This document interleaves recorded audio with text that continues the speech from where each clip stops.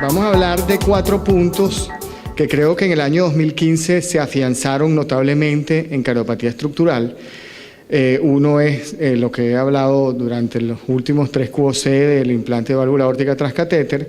Voy a hablar también un poco de cierre de foramen oval permeable en pacientes con ACV previo, en donde pues ha habido un afianzamiento en eso este año. El dispositivo de cierre de orejuela que fue aprobado por la FDA también este año, y algo de MitraClip también de que se afianzó un poco también más este año. En cuanto al implante de válvula aórtica transcatéter, siempre les he venido todos los años hablando de la cantidad de válvulas que se ponen en el mundo. El año pasado hablamos de más de 100.000 implantes, y ya para el año 2015 pues se habla de más de 200.000 implantes en más de 65 países a nivel mundial. Y empiezan a cambiar los paradigmas. Yo siempre dije en los cursos anteriores que había que mantenerse estricto en las indicaciones, porque eso era la evidencia, pero también la evidencia nueva nos está dando cambios en los paradigmas y cada vez nos está llevando más a ir bajando los pacientes en riesgo en cuanto al implante de válvula aórtica transcatéter. Y el año 2015 fue el año controversial en eso, porque hubo muchos trabajos en cuanto a pacientes con riesgo intermedio. Nosotros tradicionalmente el riesgo lo manejábamos en bajo, intermedio, alto y los inoperables. Y hoy en día ya se está hablando de 2 grupos, el grupo de bajo riesgo intermedio y el grupo riesgo intermedio y el grupo de alto riesgo inoperable. Y eso es como esto que les planteo aquí, pues que tú prefieres o un café ahí un poco dulzón con mucha espuma de capuchino y 3 capas, o un café de verdad con un poquito de espuma pero bien hecho, ¿no? Y eso probablemente es lo que nos va a devenir el futuro de los implantes de válvulas aórticas transcatéter. Fíjense que ya en Europa se está implantando en toda Europa, aproximadamente el 50% de los casos de implantes de válvula transcatéter son con Euroscore de menos de 20%, es decir, pacientes de riesgo intermedio.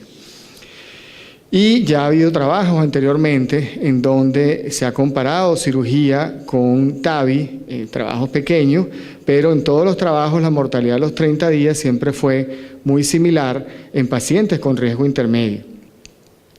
Y salió el estudio Notion, que este estudio pues se presentó en el 2014 y en el PCR de este año, del 2015, se presentó el seguimiento de 2 años, como vamos a ver después. Y estos simplemente son pacientes mayores de 70 años. No importa el riesgo. Podían ser pacientes de bajo riesgo, de riesgo intermedio o de alto riesgo. Todos los pacientes mayores de 70 años se aleatorizaron, unos a cirugía y otros a implante de válvula aórtica transcatéter. Y se evaluaron los puntos finales. Esto es un estudio que se hizo en la región nórdica en Europa.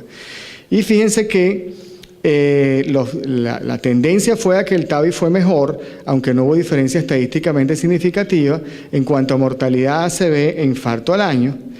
Y en el PCR del 2015 se presentó muerte ACV e IM a los 2 años y muerte solo a los 2 años, y no hubo diferencia en el seguimiento entre el grupo de cirugía y el grupo de TAVI.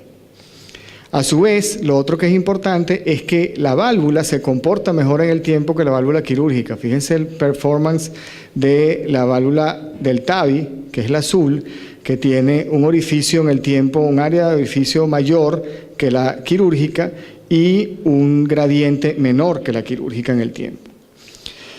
Con respecto a las nuevas válvulas, ya la SAPIEN 3, que es la que va a sustituir a la válvula que nosotros estuvimos poniendo hasta ahora, que es la Edwards XT, ya se está afianzando. Ya se presentó este estudio en el ACC del 2015 en pacientes de riesgo intermedio y pacientes de alto riesgo, y fíjense que se ven mortalidades en pacientes de alto riesgo tan bajas como 2.2 mortalidad a los 30 días, y ACV también tasas de incidencia mucho más bajas de acidez de ACV que los que se presentaban anteriormente.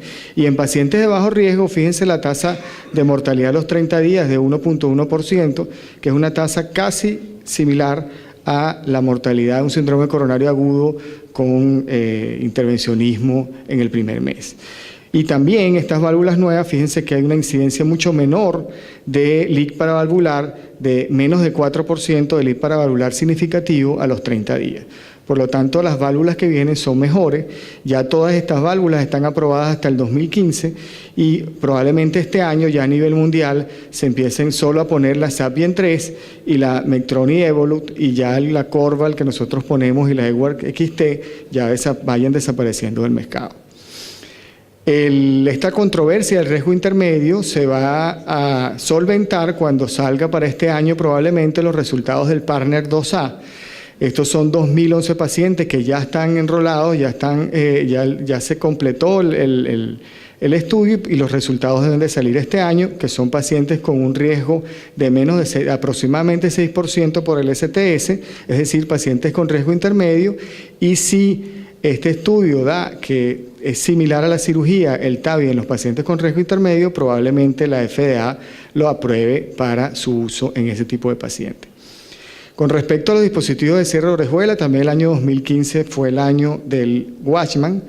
Nosotros ya en el QOC del año pasado hablamos un poquito de Watchman y estos dispositivos de cierre de orejuela el año 2015 fueron aprobados por la FDA. Hablamos el año pasado del estudio Protec AF a 4 años y en este año, en el 2015, salió el seguimiento a 5 años con resultados similares, siempre con tendencia a que el dispositivo fue mejor que la anticoagulación, o sea, fue igual o mejor. El metaanálisis de los estudios Protec AF y el Prevail, que se publicó también el año pasado, en el 2015, demuestra que el dispositivo fue igual que el tratamiento médico con warfarina en prácticamente todos los parámetros y fue mejor en prevenir ácido hemorrágico y sangramientos no relacionados con el procedimiento.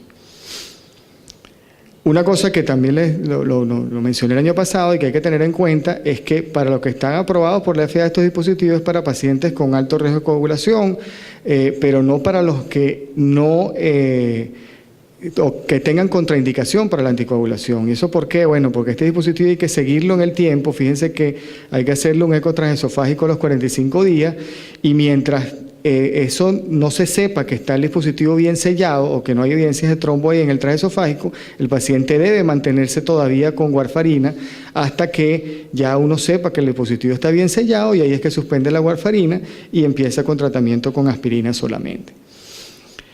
Y eso, así es como se hicieron todos los protocolos, tanto el Protec AF como el Prevail. Fíjense que con respecto a anticoagulantes, los nuevos anticoagulantes orales, Dabigatran, Rivaroxaban y Epizaban, por supuesto no hay estudios que comparen el Watchman con estos medicamentos. Sin embargo, las incidencias de ACV o de riesgo isquémico y las incidencias de riesgo hemorrágico son muy similares entre estos tratamientos y el dispositivo. Pero no hay estudios, por supuesto, comparados cabeza a cabeza entre ellos y probablemente vengan a futuro.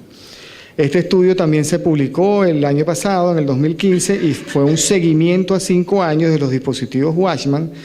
Y también en el seguimiento a 5 años, aunque esto no se comparó con la anticoagulación, sino simplemente se evaluó el riesgo, se vio que el riesgo de TIA y de ACV fue bajo con estos dispositivos a los 5 años y el riesgo también de hemorragia fue bajo, con una muerte comparable de 3.5% a los pacientes que reciben anticoagulación.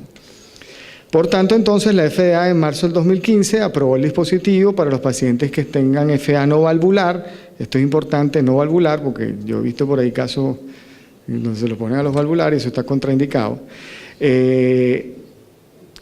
Pacientes que tienen riesgo por su CHAS de que tienen que estar anticoagulados, que sean disponibles para recibir tratamiento anticoagulante, pero que por alguna razón el médico piense que sea mejor una aproximación en ese paciente no farmacológica que farmacológica con anticoagulante. Para eso que está aprobado el dispositivo por la FDA. Todavía no está aprobado para los que tienen contraindicación a la anticoagulación, que realmente son los que a uno le suena todavía más favorable el dispositivo. Pero como no hay evidencia actualmente todavía cabeza a cabeza entre el dispositivo y aspirina, solo hay un estudio observacional que es el ASAP, entonces pues por eso es que la FDA no lo aprueba para esos pacientes. Sin embargo, En Europa se le coloca a esos pacientes ese dispositivo, por supuesto porque se supone que son los que más se van a beneficiar porque son los que no pueden recibir anticoagulación. El otro dispositivo que ya se está usando en Europa ampliamente es el Amplacer Cardiac Plug como cierre de orejuela. Se publicó el año pasado este estudio en donde hay un 97% de éxito de colocación del dispositivo en 1.047 pacientes y una reducción con respecto al tratamiento anticoagulante en cuanto a mejoría con la colocación del dispositivo. Por lo cual entonces este dispositivo ya está comercialmente disponible en Europa, al igual que el Watchman, y en Estados Unidos solo el Watchman. Y vienen todos estos dispositivos nuevos que van a venir a futuro y que ya los evaluaremos en los próximos QOC en el tiempo.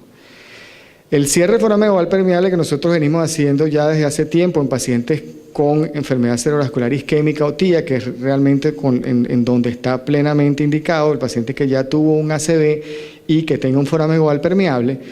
El estudio RESPECT fue el estudio que se publicó en el 2013 en New England Journal y que la mayoría de estos estudios siempre en los primeros 6 meses o en el año no hay diferencias estadísticamente significativas entre los pacientes que les cierran el foramen o pacientes que son tratados médicamente con anticoagulación. Y eso siempre ha llamado la atención, pero bueno, igualito uno le da el beneficio de ponerle o cerrar el foramen oval para que el paciente no estuviera igual anticoagulado en el tiempo seculan seculorum. Los que realmente se beneficiaron en todos estos estudios iniciales fueron los pacientes que tenían aneurismas del septum atrial y los pacientes que tenían cortocircuitos grandes. Esos sí se beneficiaban del cierre de orejuela con respecto al tratamiento médico. Sin embargo, por eso digo que el año 2015 fue el año de afianzamiento del cierre de foramen oval en estos pacientes.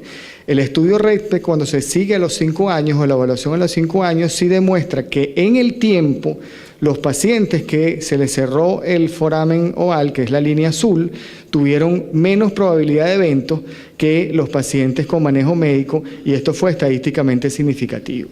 Por lo cual entonces eso afianza el uso de estos dispositivos en este tipo de pacientes.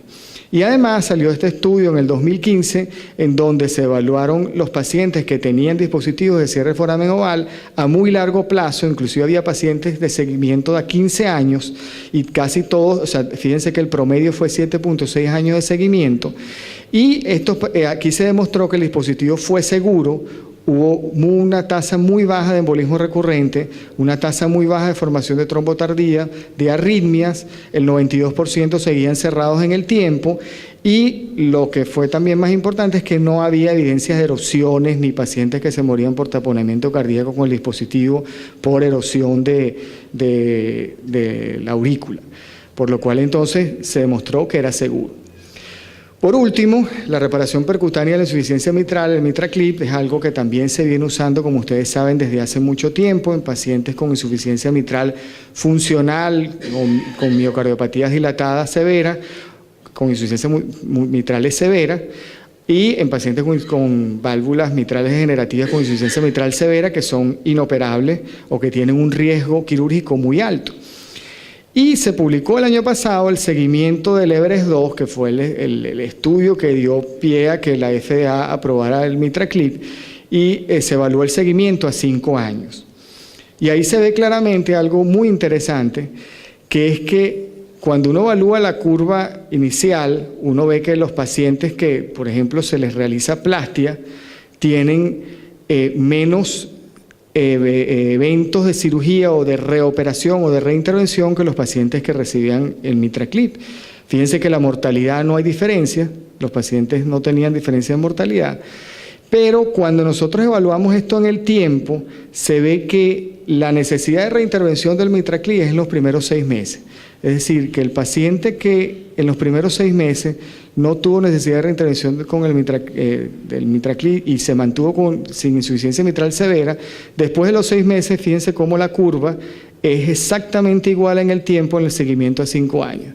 Es decir, que el MitraClip que no se echa a perder en los primeros 6 meses, queda bien como si fuera una plastia mitral a lo largo del tiempo.